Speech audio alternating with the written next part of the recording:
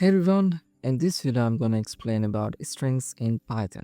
Before the explanation, I'm going to type piece of code. Print, parentheses, inside the parentheses, double quotes, hello world. The print function is used to print output to the console. Now I'm going to run this code. If we compare the output we see in the console and the things inside the print function, you can see the missing double quotes. Double quotes are missing because double quotes tells to the computer text in between double quotes is not a part of code like print function where it's supposed to do something. It's just a text that user wanted to print out. This piece of text in programming known as strings. A string is a sequence of characters used to represent text. The strings are written inside quotes. Python allows single quote text, a text within single quotes. It prints like this. Also, Python allows double quote text. It also works like perfect, and Python also allows triple quote text for long strings. There are some uses of strings in programming. We can use strings to display message to users.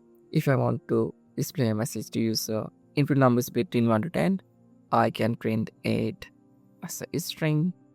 Also, a string used to store text information. So here I have created a variable named favorite food and I initialize a value and a string as pizza. If I print this variable, it returns the value of the favorite food variable. Also, we can use strings to get user inputs. Here I have created a variable called name and I ask for user input giving a message as enter your name. If I run this code, it asks for my name. I tap here MLK. If I press enter, this print function prints the name that user input to this input function. Strings to create text outputs. Here I have created the print function and is part of text called username is. Now it prints the value of name variable within the header text, which is username is. If I run this code, it asks for my name. This time say MLK. Now it prints username is MLK.